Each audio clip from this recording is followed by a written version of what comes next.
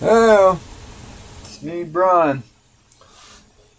Uh, since we explored, the mechanics of unhappiness, right, and what makes people, unhappy because they have everything, right? I'm saying I figured, we might turn it over and we might explore, the metaphorical happiness, right?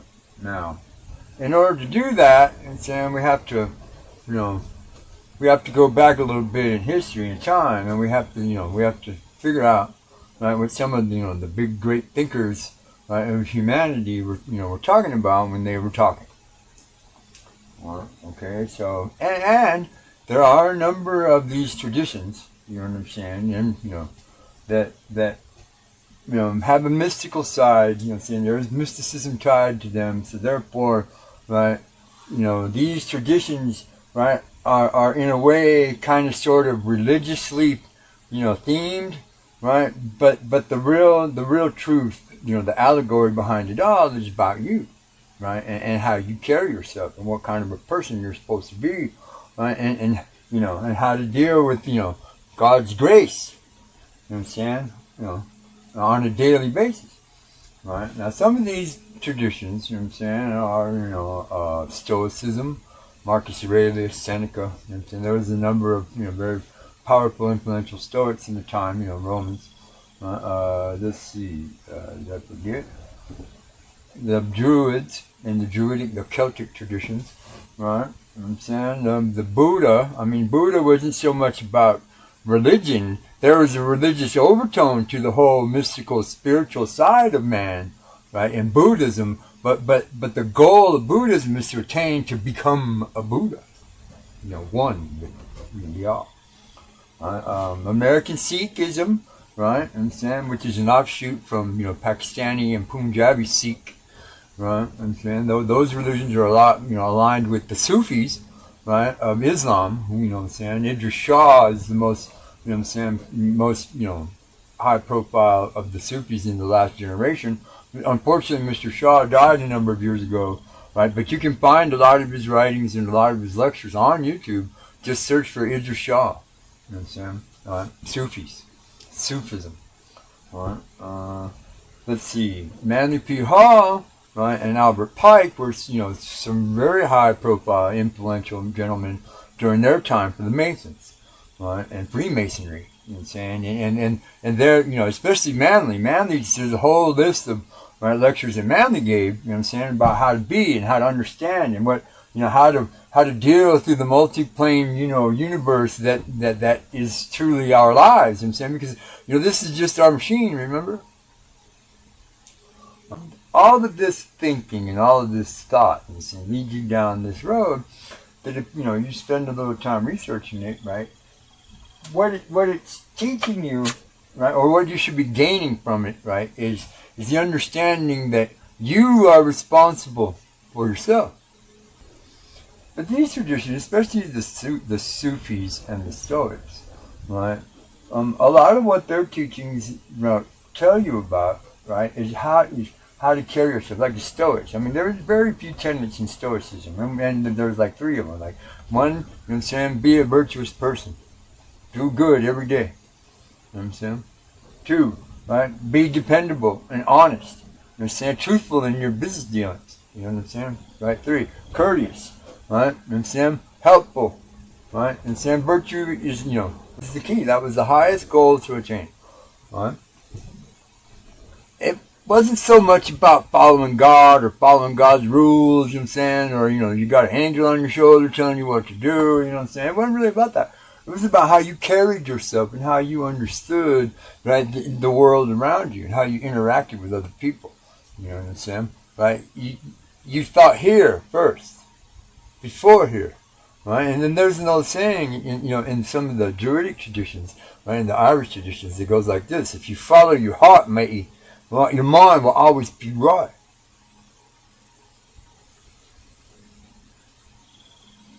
Redbeard. Anyways, in a lot of the Celtic traditions, the Druids, what they were teaching, their teachings, right, were there were three spheres, right? There was the center sphere, which was man in God's grace, reality. Then there was the lower sphere, which was the animals and, the animalistic part of the universe, the planet, you know what I'm saying? Right? And then the upper sphere was the sphere of the gods. You know what I'm saying? Right? And that was the place you wanted to be. I'm saying in some of the Christian traditions it would be heaven.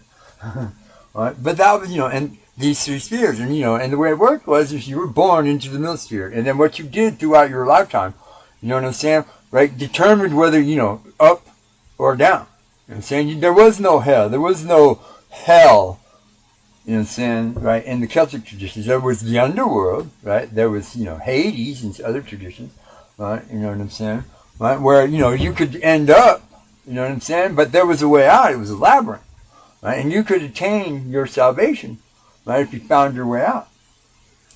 It all comes down, happiness, right, is this notion, right? It's like the idea of more, it's the idea of happiness, right? You know what I'm saying? That every human being should be happy automatically.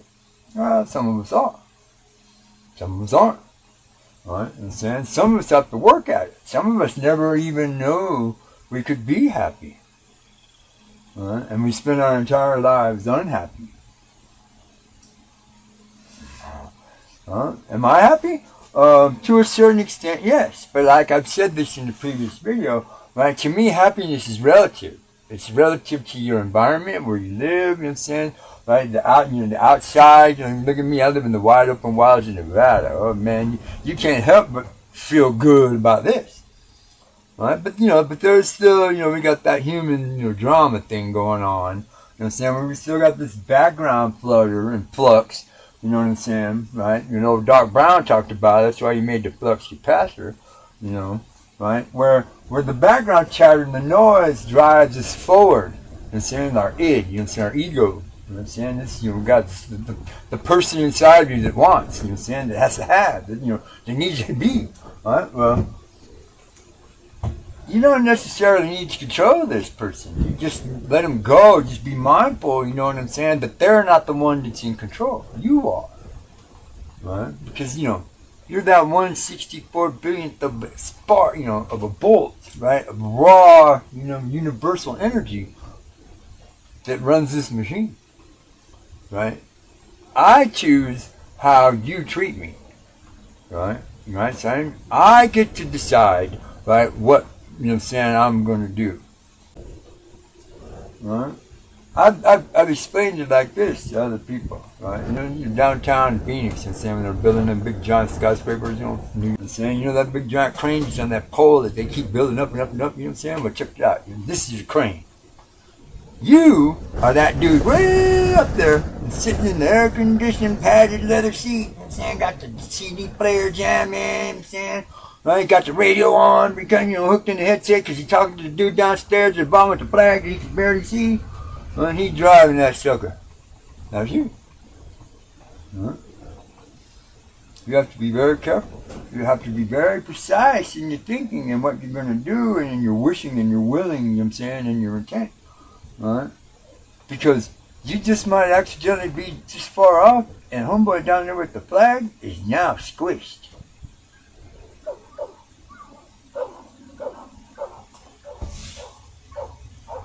Being a virtuous person, right, is the goal of being happy. Right? There are several components to make up happiness. You understand? One of those is contentment. Right? Another one of those is satisfaction.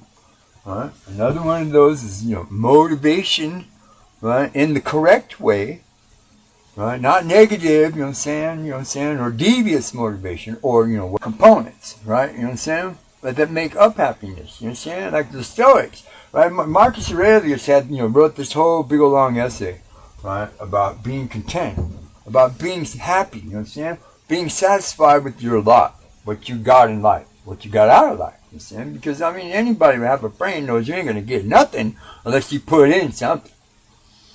Lazy people abound. Right? And check it out, man. We're giving away $4 trillion a year in stimulus money because lazy people abound.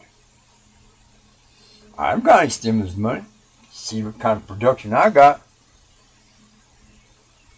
That's one of the components. Being satisfied, being happy with what it is that you have. I mean, I'm in the castle right here, bro. Huh? Another one of those components, you know what I'm saying, is determination, decisive, you know what I'm saying, right? I'm going to get this, this is what I got to do. I'm going to go do it. You know what I'm saying? Let's get it done. You know what I'm saying? Your ethics, right? Personal inside rules and regulations, right, that guide you along your journey, you know what I'm saying, through humanity. Morals and values, right? These are things that are instilled in your mind when you're young by your grandparents, your parents, your older brothers and sisters, listen, aunts and uncles, family, people, right? We are all a product of our environment, so we have the morals and values of our family. If they're good and their intent is, to move the whole pile, the whole family forward on a daily basis, then these people grow up to be strong-willed, decisive, important, powerful, intelligent people. If these morals and values are lacking in direction, right, or positive, motivational, or just basic, right from wrong kind of things, you know what I'm saying, then these individuals will grow up lacking in moral character and are liable and capable of doing just about anything under the sun to get what they want. Component of happiness. What? Number one, the way you carry yourself. Number two, the way you see yourself, through the eyes of others. Number three, the value that you put on your relationships, in your friendships, right, determines reciprocal. You know what I mean? These are Stoic tenets, virtue. Just like patience. Virtue is something that's already in there. Patience you already have. It's trying to figure out how and when to exercise it, right? That makes it a little bit difficult sometimes to be patient or to be good. You know what I'm saying? Or want to be helpful and do the right thing. Grandma's, pushing her little basket down around the corner at the grocery store and the sugar bag falls out. You know what I'm saying? What do? You just, whiz right on by grandma because there's a break in the traffic, right? Because she's blocking the aisle up and down where the chocolate syrup is. Or do you stop and say, excuse me, ma'am, you seem to have dropped your sugar. And you pick it up for her, put it in the basket, you pat her, you know what I'm saying? You check on her, you make sure grandma's good. Well, then you go on about your business. Here, this will follow.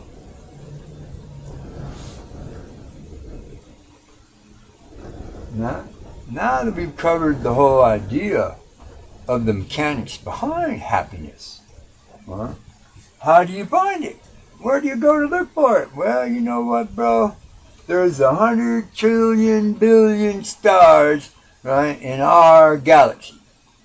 I look up at the sky at night right here to the east, I can see the spiral arm of the Milky Way galaxy.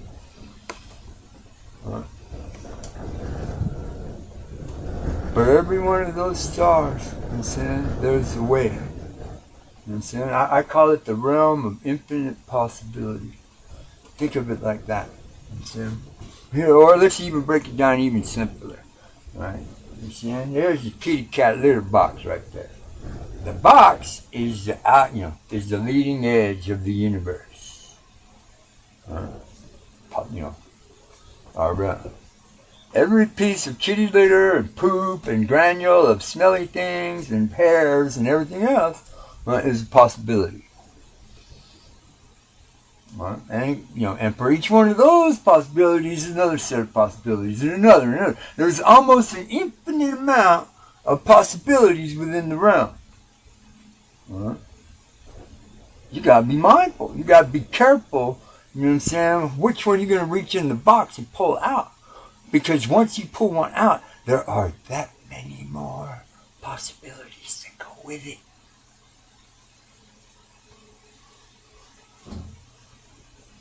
The realm of infinite possibilities. Anything can happen at any time, any place, to anybody, right? And your turn's next. So, are you ready? Are you ready to die, bro? Dude, you can't live forever. right? The whole key to the whole thing, right? Sufi wisdom, right? The whole key to the whole thing is to enjoy what you got, right? Because it's not about the journey, it's how you experience, right? The things and the events along that journey that make you, right? Right? Solidifies your legacy, right? Whether people know you or don't know you thousands of years from now. Why? Why? Why is that important, right? Because this is why. Because within the DNA strand of each human being, 96% of all the genetic markers and the enzymes and everything else all line up perfect. Right? Nagasaki, she did a perfect job, writing our code. Enki, right? She was a masterful plan on how to engineer it all. But 4% of that, human DNA strand, right, is completely unique to each individual. The color of your eyes, the way the little speckles are, the shape of your, forehead, right, right, how your hands, the whorls and the fingerprints on your feet, your hands, right, the tone of your skin, right, and then, a whole host of other things. If you read the 70 books of the Zohar, in the Hasidic traditions of the Jewish faith, right, you'll get all of this information. Right? What's all this got to do with anything, Brian? Included in that 4%, is the coding that makes your, your brain here thing function. You have control of that. You have control of everything. Yeah, remember, little guy up there, right? You get to choose the direction of which way you want to go and how you want to be when you get there. Right? You do. There is no rule in the book, right? That says you have to allow anybody to tell you anything, other than what you think. Is what you think you should be thinking. But it made sense. Huh? Yeah, we have to act accordingly. That's called being a virtuous person. You don't just get to do whatever the fuck you want, Mr. Crowley. You know what I'm saying? It doesn't work that way, Jackson. In the end, you will pay the price, you know what I'm saying, when you walk down that path.